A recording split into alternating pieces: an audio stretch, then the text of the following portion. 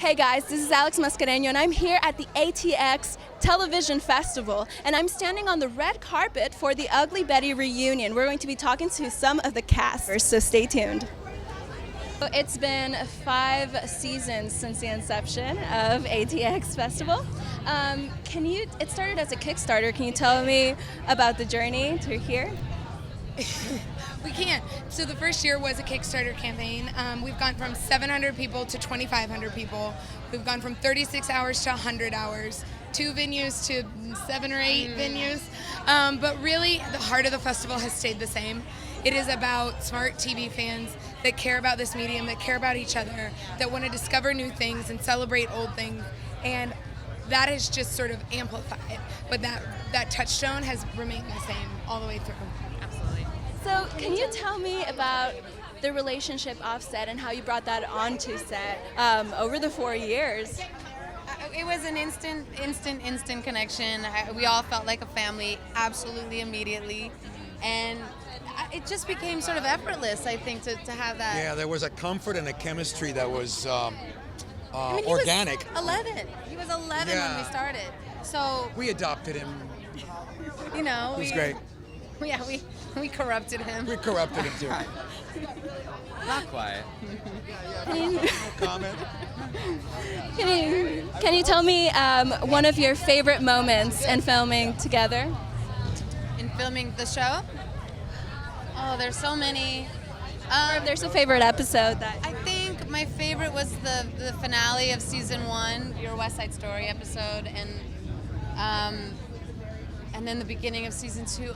I loved so much of it. You know, there was a moment, I think, is when you and America danced together in the pilot. It was the second episode. Second episode. You danced together, and then you and I started dancing in the background, yes. and the whole family is dancing. I quite loved the Homecoming Queen episode. Oh, I love that episode. Oh, they were all so good. Yeah, How can we pick? All of them. How can we pick? How are you guys drawn to auditioning for your parts for Ugly Betty?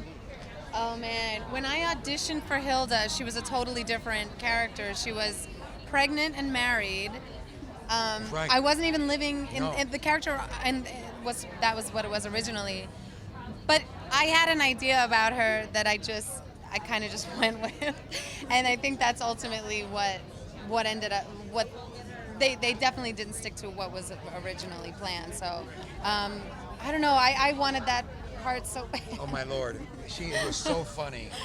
I mean, I I used to have to really concentrate not to laugh when I'm working with her. Sir genius writer, Right here. creator. Yeah, I mean, I think what's interesting is that it did evolve quite a bit. So they kept thinking about it. And I think it paid off. And it was never predictable.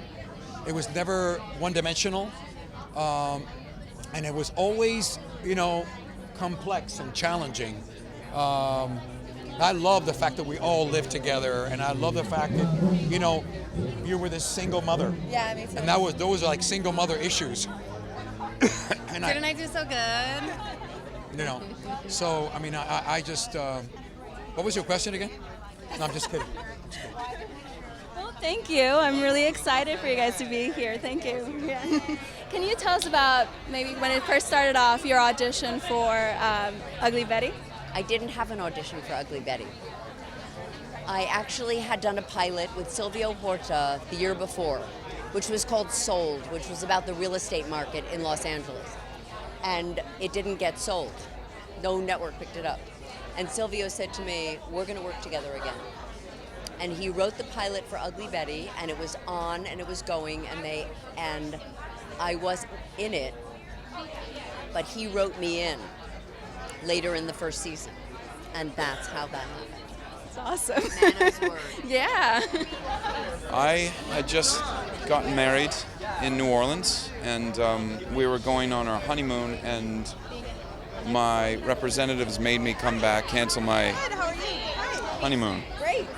And my wife didn't mind that much. I came back, I met with them, I read the script and thought, it's great, but they're going to choose someone who's more of a cad. and I just didn't think I got it. I wished them well, and I was going to go test for Heroes the next morning. They were casting the pilot for Heroes. And by the end of the day, they said, no, we want you. I said, no, that's okay. I know you're going to put me up against some other, like, real, like, CAD kind of jerky kind of character. And they said, no. So I went in the next morning and I met the people at ABC, and that was it. End of story. It was that easy. And so, in the long run, what was one of your favorite moments in filming with Ugly Betty? One of my favorite moments. Pretty much any scene I had with America. There was something, we're such different people and we're such different actors, but there was something about the chemistry when you put us together. There was something always that unpredictable and magical that would happen. So that's like, do you want to keep your left arm or your right arm? All the scenes were fantastic, and it was like a type of out-of-body experience. I would sort of, all the work was there, all the homework that I'd done, and the character was there. So they would let the cameras go, and we would just let it rip, and it was really always. It's dangerous. It feels dangerous to do that because you haven't preconceived your choices. You've made 100 different choices, and you throw them all away when the cameras start rolling. So it was especially exciting because of that, and I think, in essence, that's how everyone took the show on as a challenge, because they're all just such the finest actors I've worked with. Betty? No, I can't even give you the best moment. There are a million best moments. There are moments of scenes that are so tender and beautiful and painful and funny, and there was that whole storyline where I was on the run from the prison, and there are all these and moments that I would have with America that were so touching and moving to me. I mean, I can't even give you a best moment. Can you tell us a bit about the evolution over the 4 years of Daniel, of you as an actor? Well, I think the thing that Silvio did so well in his writing staff was that the lives of the Suarez family and the Meade family were paralleled, and her family was from a pretty, a much poorer neighborhood, working class neighborhood than where Daniel was from, actually had much more heart and much more soul. And I think over the course of the 4 years that Betty taught Daniel how to love. How to love, and I don't mean, in the bedroom kind of love. I mean how to love and respect someone. And in the process, she healed the emptiness that he had with his screwed up upbringing. And they sort of completed each other in an odd way, because he was from a world she didn't know and understand, and vice versa. So it was so by the end, the final episode, there was such a foundation of love and respect. There was such heaviness. It's one of the most sad days of my life, actually, the last day we shot in London in the show. Thank you very much, and I'm really... Oh yeah, definitely. It looks awesome, though. You were one of my favorite characters. I watched it because I wanted to watch you. So, the awesome wardrobe, the sassy lines. What was your favorite part about playing Marc St James? The people. The wardrobe was great. The writing was terrific. But it was really the relationships between the characters that I loved. I always looked forward to what I was up to with Amanda, or what I was up to with Wilhelmina. And more so, I was excited about the various combinations that you could have with these characters. If I had a scene with, Ashley Jensen, who played Christina, or with Eric Mabius, who played Daniel, or with the kid, Marc Indelicato as Justin. Like, those combinations were all magic. Any two, you put any two characters together in a room and something exciting was going to happen. And that's a testament to the writers and, of course, the cast, who are, who were all amazing and perfect for their roles and different. No two people were the same. And I think that was the best. That was the most special. And it doesn't happen very often. I've not had anything quite like that. I've had great experiences since then, but, not like that. And so, talking about that, can you tell me more about the growth you had as an actor and maybe even Marc throughout the 4 years? Well, Marc changed a lot. I mean, we got to know Marc started out as being a very surface level character. There wasn't a lot to him. He was really the butt of a joke at the beginning, and then you got to know his relationships with the other characters, his family life, his background, and his mentorship with Justin. I grew because I spent every day in front of a camera, and I got to learn how to act in front of a camera with pros like Vanessa Williams, who would help teach me and say, oh no, the camera's over there, you gotta direct it this way, or you gotta stand over here, or you gotta, you don't have to say that so loud, or whatever. Like, I learned so much. And from the great directors we had and the great writers we had about, working in front of a camera, behind the camera. I've gone on to direct some stuff myself, and I learned so much from watching great directors come in and out for 4 years. Can you tell me one of your favorite moments of all time with Ugly Betty? Gosh, that's tough. Off screen, on screen. I think that this might go down as one of my favorite moments. Our last read-through was extremely special. It was sad, really heartbreaking. We cried a lot. But the read-through was always a really special. Every episode we did a read-through, and it was always very special.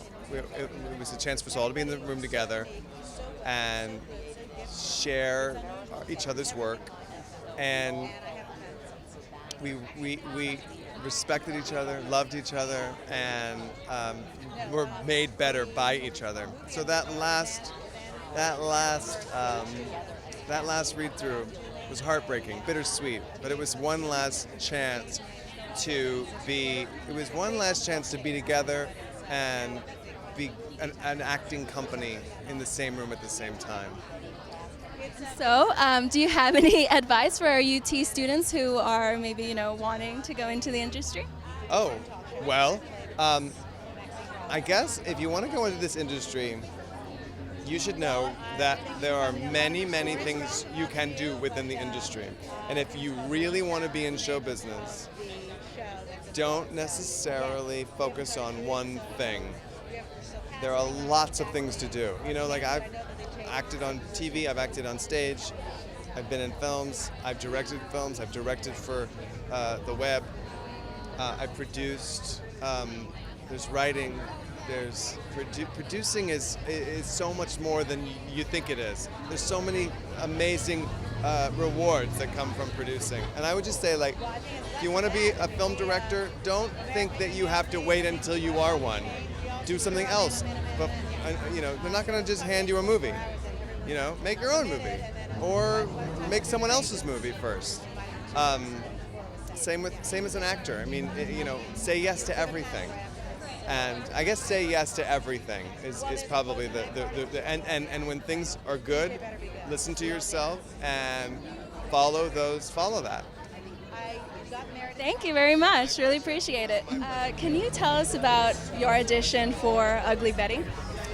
I met with Silvio and another producer, Terry Weinberg, for a sushi dinner, which was my preliminary audition, and then I did a screen test. Usually those are incredibly awful, and you walk into a room full of executives, you sit in a chair and do the audition. But I was in New York doing a play, so they actually sent me to a sound stage, and I had a director direct the scenes with the crew, and so it wasn't a traditional audition, but that's how it went down. And can you tell me maybe what was one of your favorite memories with the cast throughout these 4 years? I mean, there are so many memories. They were all at my wedding 5 years ago, so I got married at Vanessa Williams' house, and Judith Light was the officiant. She married my husband and I, and they were all there, and Anna was pregnant with her second baby, who's my godson, and Becky had just had her baby, was carrying him around, and that was pretty special. Can you tell me about maybe the evolution of you as an actor throughout the 4 years that you played Betty?